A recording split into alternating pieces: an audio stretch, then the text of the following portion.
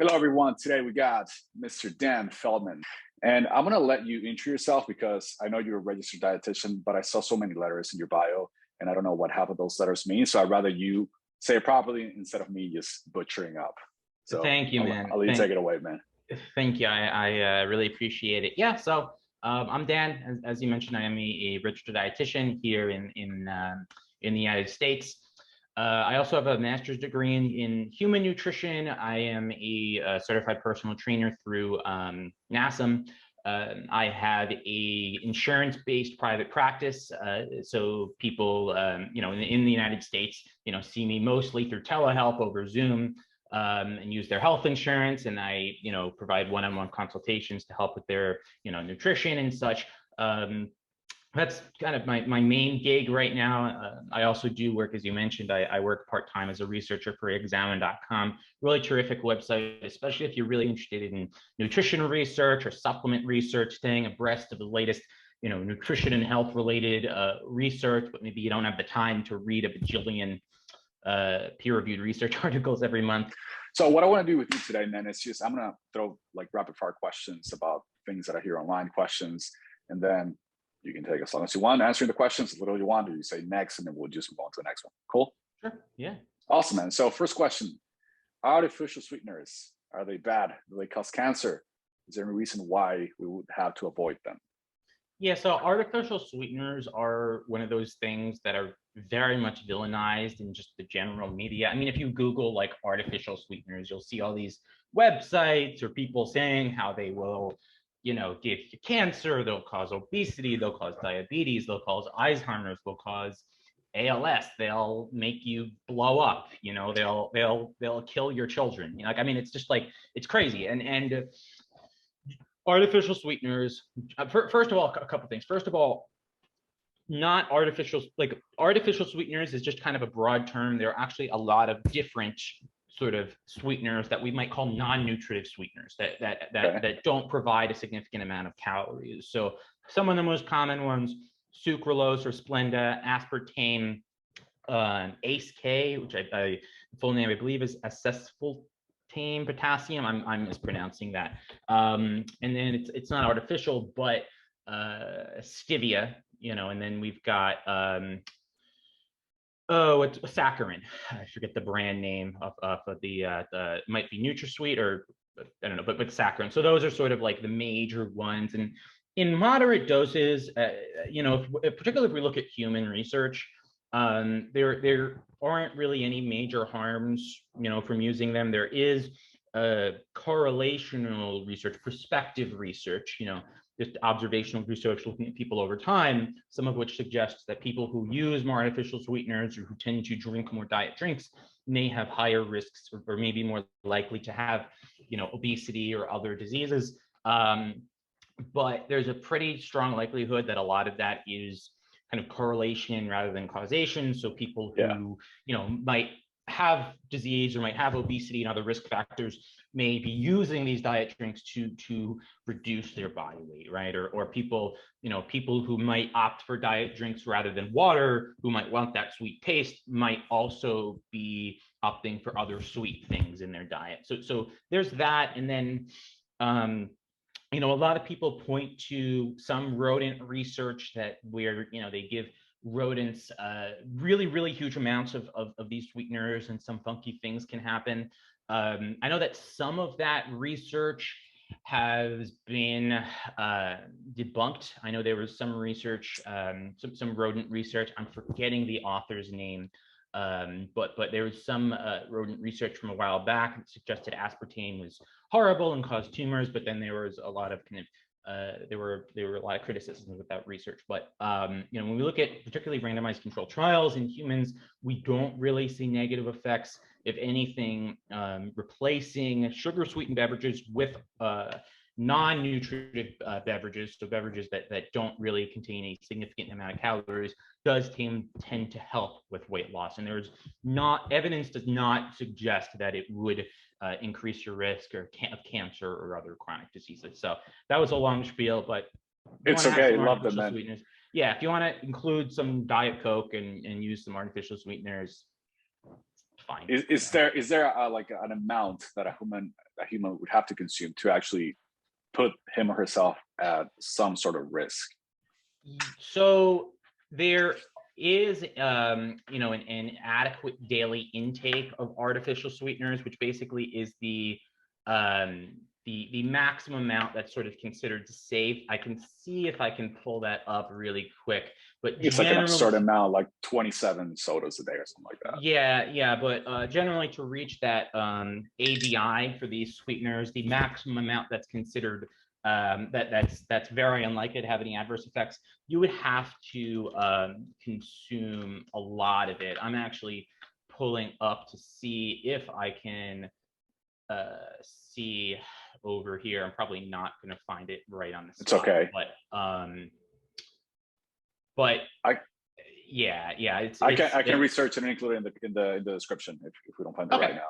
But I know it's an absurd amount. I think that's like the main thing. It's like we would have to drink a lot of diet soda or consume a lot of like the actual sweetener to cause some harm. And another thing just to kind of keep in mind, like if you're going to eat or consume a huge amount of anything, like that could cause problems pretty much with anything. Like, I mean, if you have 25 apples a day, you might run into issues there. Same thing if you're drinking 12 cans of diet soda per day. That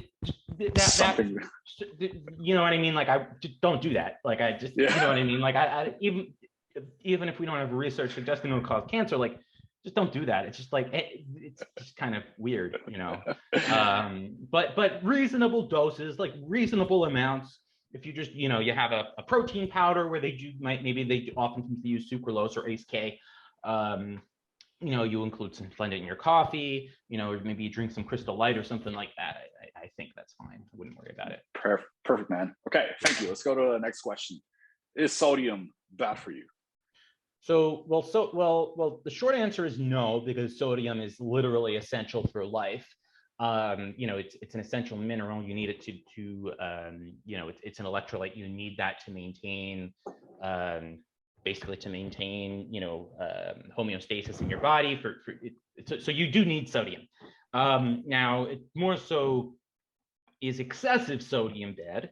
And I would say probably, yeah. I mean, like you do want to limit, like you do want to be mindful of your sodium intake to some extent, because, at least in sensitive individuals, salt sensitive individuals, eating a lot of sodium on a regular basis, does tend to increase blood pressure. Now there is some kind of, debate within, among nutrition experts. I know right now I believe it's the tolerable upper limit for sodium. Basically, hey, don't have more than this. Is approximately 2,400 milligrams of sodium, which is about a teaspoon of salt. That's the kind of general broad recommendation. I know that for individuals who maybe have high blood pressure or are salt sensitive, I've seen it recommended to keep that more towards 1,500. And it's one of those things where if you do eat a lot of processed foods, because processed foods do tend to be higher in salt, because salt preserves things, right? It can be difficult to keep your sodium within that limit. There are probably a lot of people listening to this who might be very healthy and maybe are very, very fitness oriented, who are consuming a significant amount of more than that. So something else to keep in mind is, our sodium requirements do kind of fluctuate depending on our climate, depending on how much we're sweating. To some extent, how much potassium we're having, because the ratio of sodium to potassium is important as well. So, if you're someone that you do eat a lot of processed foods, or you maybe go through your diet, you go through, if you're tracking in MyFitnessPal or something, you see you're consuming 3, 4, 5, 6,000 milligrams of sodium. Be mindful of that. Like, I mean, I'm not gonna like sound the alarm and say, oh, you're gonna have a heart attack tomorrow if you do that, but that is something to be mindful of, that you're having more than is recommended. If you go to the doctor and your blood pressure is fine, that's fine, but just something to maybe be mindful of. And if you do tend towards higher blood pressure, then okay, you might want to shift away towards some of those processed foods that tend to be high in sodium. That makes sense. And I would say that also lifestyle factors would determine that. Like someone who's very active, works out regularly, trains, and sweats while they're training could probably get away with consuming a bit more than the average recommended dose. Yeah, yeah, I think that makes sense. And again, this is just another reason why it does make sense to go to your annual checkups with your physician. If your blood pressure is high, it's pre-hypertension or hypertension range, then one of the first things you're going to want to look at is your salt intake, your sodium intake, along with stress, caffeine intake, things like that. So something to at least monitor. I do see, and I actually once there was a time when I thought like, oh, like you could just eat as much sodium as you want, like it doesn't matter, and that the dietary guidelines are wrong, but I was incorrect in that, and that's not true. So I think that if you listen to this and you're like, oh, should I be concerned? I think the easiest way for you to get the answer is get a blood pressure machine from Amazon and just measure it yourself, and you can see where you're at, and then you can make a decision about what to do or go to your doctor. Yeah. Cool. Protein. Is too much protein harmful for your kidneys? No. No. Now there the kind of caveat to that is if you do have an existing kidney issue, if you do have like chronic kidney disease, then you will absolutely want to limit your protein intake.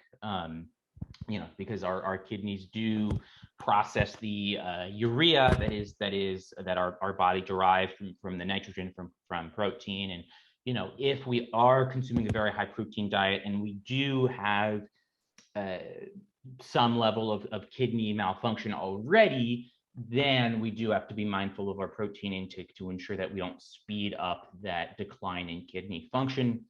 However, outside of that, there's actually been a few studies by Jose Antonio that looked at like really high protein intake, like just like disgustingly high protein intakes, like over 3 grams per kilogram of body weight. There was one that was, I think, 4.4 grams per kilogram body weight. That's a lot of protein. Which is, that's like not a pleasant, like I don't recommend having that amount. Like you're not going to be a pleasant person to be around if you're consuming 4.4 grams per kilogram of protein. But in these studies, at least in the short to moderate term, there weren't really any signs of kidney damage or anything like that.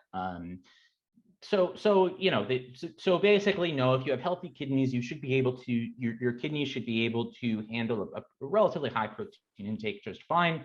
But again, if you do have kidney disease, or maybe even if you do have a condition that might predispose you to kidney disease, like type 2 diabetes, and it's not well controlled, you might want to at least keep that in mind, but outside of that, I would say eating a reasonably high protein intake. I mean, I know kind of the classic recommendation for folks that do lift weights and want to gain muscle is the 1.6 to 2.2 grams per kilogram of body weight. Yeah. Or, you would want to adjust that if someone is significantly overweight. If you have healthy kidneys, I think that's fine. Beautiful. Okay. What do you think about detoxes and cleanses? I think it's okay if I curse. Fuck yeah. Okay. They're bullshit. I mean, that's very kind of straightforward there. I pretty much, anytime that someone says that you need to go on a detox, like a literal detox, not like a social media detox, but a literal detox or some kind of cleanse, they are pretty much full of shit, no pun intended. It's, our liver functions to basically detoxify any sort of toxins that we build up or anything like that. I don't see how going on some kind of quote unquote detox regimen, which usually involves some sort of laxative or something like that. It's you might lose weight on the scale in the short term, mainly because you'll have a bunch of diarrhea, and maybe you'll fast for a while, and then you'll lose some weight there, but it's not going to have any lasting benefit.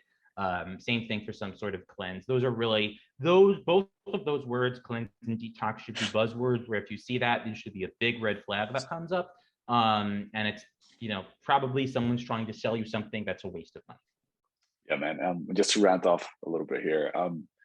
It's funny how a lot of the population just gets attracted to very drastic approaches towards dieting, right? It's like they get attracted to like a detox or like completely changing everything they do, like fast for a week and drink nothing but water. But when you tell them, oh, you just gotta slow your calories, eat a bit more protein, just walk, they just don't want to do that. So Yeah. It's the everyone wants kind of the quick fix, the sexy kind of like, oh, do this, and this is, this is all you need. They want the big secret. They don't want the boring. They don't want to hear the boring stuff, which is, yeah, walk a little bit more, eat more fruits and vegetables. If you're looking to lose weight, maybe consider tracking your intake. I mean, there's some nuance there, but tracking your intake to kind of see where your calorie intake is at and create a calorie deficit while focusing on protein and fruits and vegetables. That's really boring advice, that's what works. So Yep. Yeah. who do you think should not focus on tracking calories?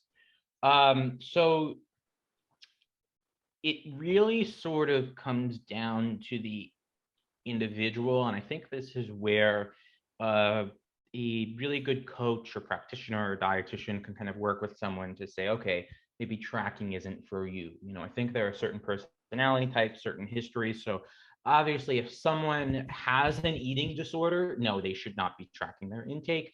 In my opinion, if someone has a history of disordered eating, a lot of caution at least should be implemented there. If someone already has these kind of disordered patterns towards food or tends to fall into a kind of rigid, kind of all or nothing mindset towards food, it might not make the most sense to just have another sort of external metric by which they are sort of basing their intake on, as opposed to kind of focusing on those internal hunger and satiety cues. So that's really the big one.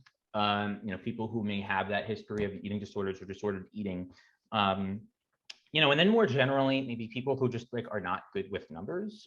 Some people just like just not for them. They aren't really great with numbers and keeping track of stuff. And some people, upon working with them, some people just hate tracking. You know what I mean? And I think we can both agree that the number, probably the most important thing for anyone that does want to lose weight or improve their health through nutrition, is that they do so in a way that's sustainable for them. And I personally, I track my nutrition and I enjoy it. And but if someone really hates tracking their macros and hates tracking their nutrition, they're probably not going to have success with it, and there's other routes that they can go, whether that means eating sort of consistent meals at consistent times, focusing on like a lean protein and a source of fruits and vegetables, and then, assessing weight over time and adjusting portion sizes of foods that might be a little bit more dense in calories, like adjusting the size of their carbohydrate portions or fat portions or things like that. But yeah, that's a long-winded way to say it's for people with disordered eating histories, eating disorder histories, or people who just don't enjoy tracking. There you go. So if you fall into this category, follow some of the recommendations that Dan just mentioned. Thank you for that, man. Yeah. What do you think about the people that just want to eat natural foods? Foods. Yeah. So the key, the problem is there. What does natural mean? And that's kind of it's one of those things. Like what is what does that even mean? Like they usually don't want to eat processed foods. I think that's part. They want to eat like things that gross and then you pick it up and then you eat it. Like I guess. And on the one hand, in just generally, if you generally tend to limit processed foods and you tend to eat more whole unprocessed foods, you're probably going to be eating a diet that's lower in sodium, that's lower in sugars or added sugars, that's going to be less calorically dense. There's a pretty good likelihood that if kind of following that kind of regimen, that you will be eating a diet that just is more healthful, because foods that are heavily processed do tend to be more hyperpalatable foods. You know what I mean? But there isn't anything inherently about something being processed or being further from its natural state that makes it bad. It kind of goes back to the what they call the naturalistic fallacy, right? So that's really where I think people can kind of get things kind of screwed up. Like they look at an ingredient label and they see some ingredients that they can't pronounce, and they automatically assume that that is somehow bad, which is just not. It's just not true. I probably wouldn't be able to pronounce the ingredients of a banana. Like it's probably a bunch of weird stuff. Yeah, exactly. And I mean, at the same time, we do some people will be like, oh, this preservative that has this long name must be horrible for you. Well, if we didn't have preservatives, we'd have all this food that goes bad. You know what I mean? And some food processing is actually really beneficial, like enriching rice to create I believe it's called golden rice, which is basically rice enriched with vitamin A, that can really help prevent vitamin A deficiency in a lot of other areas of the world, or enriching, wheat with B vitamins and like folate, that public health measure actually, helped to prevent neural tube defects and, among, pregnant women due to, lack of sufficient dietary folate, you know what I mean? And we just kind of paint with this broad brush and say, okay, anything that's not natural is bad, then that causes issues because what defines what natural is, like if I get apples that are pre-sliced, that's been processed, it's been cut, you know what I mean? Yeah. Or if I get milk, if I get milk that's been what's the word for pasteurized? I don't know, if I get pasteurized milk, is that processed? Well, if I get, because unpasteurized milk, you're increasing the risk of foodborne illness, so is pasteurized milk somehow bad because it's been pasteurized to get rid of stuff that can make you sick? So yeah, that's kind of the issue. Yeah, I think this kind of falls back into the same detoxes, cleanses niche a little bit. And something that I've seen, and maybe you've seen this with people that you work with, is that people want to go from eating like crap to I want to eat natural, right? But then they do that, they eat more veggies, they eat more fruits for a certain amount of time, but they don't actually learn how to incorporate processed foods, and that's part of your daily life. And then they could just go back to eating the same thing they were eating, and then they just gain weight again or just fall back into yo-yo dieting, which is not ideal. Yeah, exactly. Cool. What do you think about the carnivore diet and eating raw meat? Do you think it is smart? Okay, so so eating raw meat, the question that I would have about it, and admittedly, I'm not as well versed in the areas of kind of like food safety and foodborne illnesses as a lot of other dietitians might be, but I would think you're probably putting yourself at risk for salmonella and other foodborne illnesses by eating raw meat. I would just assume that's the case. So I would, even if you were going to follow a carnivore diet, like why not cook it? You know what I mean? Like what can be gained? And I maybe there's something I don't know, but what can be gained from eating raw meat besides, like it takes time to cook it, and I mean, I don't really understand why someone would want to eat raw meat. They want to live like our ancestors, but I think our ancestors actually cooked meat because they discovered fire. They had fire. Yeah, so I don't know about the whole raw meat thing. Now carnivore diet, and it's interesting. I see like one of the big kind of infamous people who talk about it a lot is Paul Saladino, who is, there's a lot of words that could be used to describe him, but anyway, I bring that up because now he says like, oh, like raw fruit. So he like includes fruit in there. So it's not really a carnivore diet. So I guess I would question, like, if people are completely avoiding plant foods, I would not advise that. I mean, just, people who pretty consistently, people who eat the most fruits and vegetables, or in the highest quartiles of fruit and vegetable intake, tend to have the lowest risks of cancer, heart disease, lowest risk of overall mortality. So, unless there's some kind of intolerance or something like that, I don't see why you wouldn't want to include at least some fruits and vegetables in your diet. You know what I mean?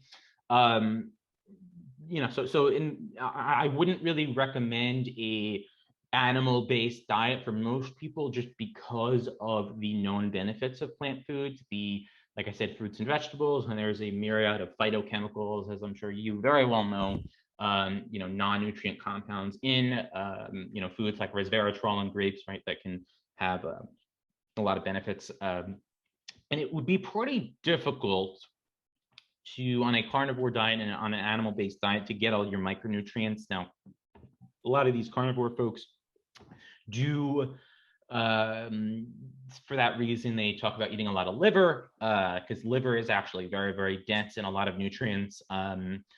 So I guess you could do that and you'd be like, okay, but I just wouldn't really advise it due to the probability that you're probably not going to be getting all the nutrients that you need.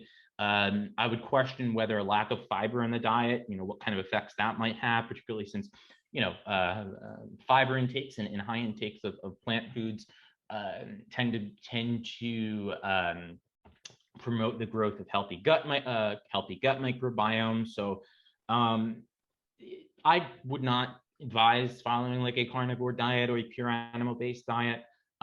It's a really controversial topic. Whenever I post about it, some people from the carnivore community yell at me and call me an idiot and whatever, but those are my I would encourage you to, if you are considering doing that, ask yourself why. Because why? To look better, to lose weight, you don't need to do that to accomplish those things. So, thank you for sharing your perspective, man. Does insulin make you fat? No. So insulin as a hormone, it does promote fat storage into adipocytes, which are fat cells. So it does that on a cellular level. In general, it promotes anabolism. It promotes tissue growth, right? Why enhanced bodybuilders might take insulin, to increase the size of their muscles. So how does it work? Does it take calories or nutrients to fat cells and or muscles? That's kind of how, I imagine it in very simple language.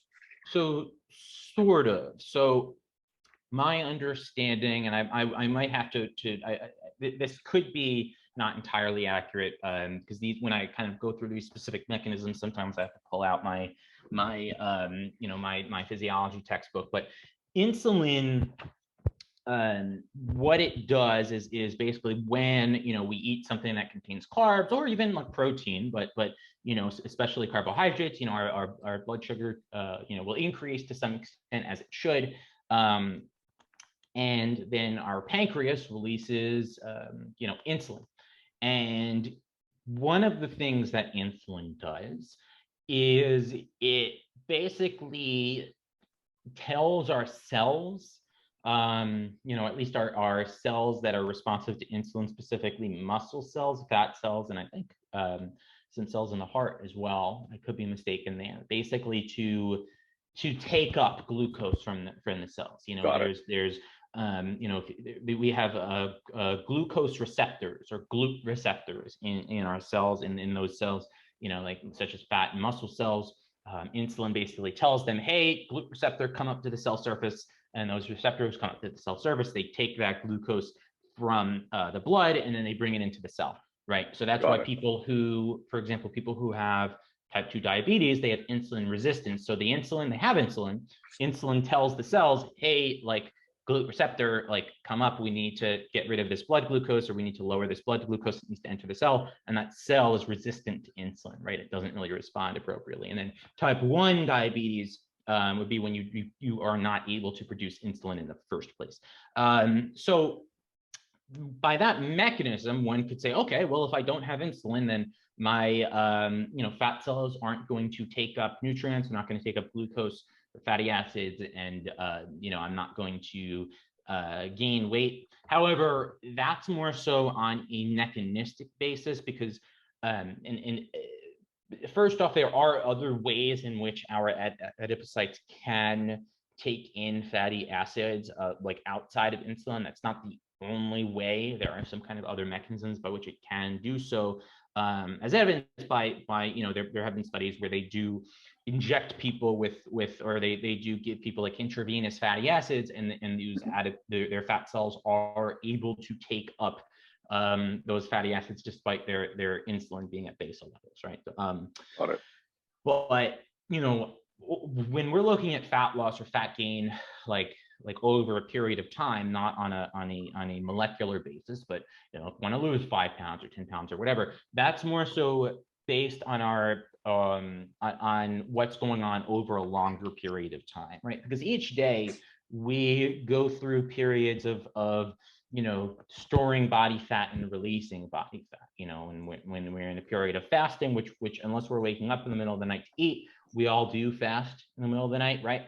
We are going to be oxidizing some of our body fat, and then, immediately after meals, we generally are going to be, storing some of that body fat. It's really that net change over a long period of time that determines the fat loss or fat gain. And that really isn't determined by insulin. That's more determined by the overall energy status of the body, which is, crazy enough, whether you're in a calorie deficit or calorie surplus over a prolonged period of time. So hopefully that was I know that was a little bit of a long answer, but hopefully that makes some semblance of sense. It makes a lot of sense. So at the end of the day, it comes back to how many calories you're eating versus how many calories you're burning, not about insulin. Awesome. What's the biggest misconception you see online when it comes to nutrition that pisses you off the most? That's a good one. I mean, there have been a lot of ones that have been discussed already, like the artificial sweeteners and have to go low carb because of insulin. But maybe one of the biggest ones is that there are good foods and bad foods, and I see this a lot from clients as well, where they think that, because they ate a slice of cake, well, now they're going to gain body fat, right? And then if they just eat lots of chicken and broccoli, well, and rice, then they'll lose weight because those are good foods, right? That's not how it works. And as you and I'm sure your listeners will know, right? It comes down to that total, calorie balance. And then obviously we want to make sure that we are eating an appropriate ratio of macronutrients, proteins, carbohydrates, and fats for various reasons, and that we are eating a diet that provides us sufficient vitamins, minerals, fiber, and water, etc. But our body doesn't look at a food, and our body doesn't say, oh, that's cake, that's bad, I'm going to store it as body fat. Oh, that's broccoli, the nutrition god said that's good, so I'm going to burn body fat. Like, of course it doesn't work like that. Our body just digests and assimilates nutrients. So does it make sense to, much of the time eat foods that are nutrient dense, probably are not super calorie dense? Of course, and what does that look like? That probably looks like a stereotypically healthy diet. Lots of fruits and vegetables and whole grains and beans, legumes, assuming you're not vegan, then, lean meats and eggs and maybe some low fat dairy and stuff like that, because those are the foods that are the most nutrient dense. But you can obviously include some treats here and there. I call them fun foods rather than junk foods. As long as we're ensuring that we're not, in like a big calorie surplus or anything like that, it's fine. So probably the whole good food versus bad food kind of mentality is probably the biggest one, because that all or nothing thinking, that kind of rigid mindset, is really what can lead people down that kind of cyclical dieting where they'll try and eat perfect. Sure, you've seen this with clients where they try and eat quote unquote perfect. Yeah. They for however long, few days, and it's just arbitrary. They've defined in their mind what perfect looks like only natural foods, like we said, or only foods that came from the ground, or maybe it is vegan diet for them, whatever. But and then they succumb to temptations because they're not robots and they can't eat that way forever. And then once they've had one French fry, it's like, okay, I've already cheated. I might as well have, 5 Big Macs and the whole thing. Yeah. So we want to get away from that kind of rigid mindset. I've posted this graphic on my Instagram probably about a dozen times, where it's a food spectrum. On one side of the spectrum, it's foods you eat more often in larger quantities, fruits, vegetables, whole grains, beans, lean proteins, etc. You kind of know what that looks like. And then towards the other end of the spectrum is the stuff we eat less often in smaller quantities. That's kind of the approach that we want to use. I love that, man. Thank you for sharing that. Yeah, Dan, if someone wants to learn more about what you do, wants to see your content, I know you have a great Instagram. I posted in the comments. Is there any other place they can find you besides your Instagram? Honestly, Instagram is probably the main one for me right now. I do have a website at stanfeldmanrd.com. There isn't too much on there, just a little bio. And if you want to, schedule a consultation with me, you can do that on there as well. I'm slowly creating content on TikTok and some other platforms as well, YouTube, but that's kind of just very much in the works. So really, I would say Instagram at Powerlifter Dietitian is probably the best place to find me right now. There you go. Give the man a follow if you want to consume really, really good nutrition content, non-BS approach, and you want to learn how to do it properly. Thank you for your time, man. Really, really had fun. I really enjoyed this, and hopefully we get to do it again sometime in the future. Excellent, man. Thank you. It was a pleasure to be on.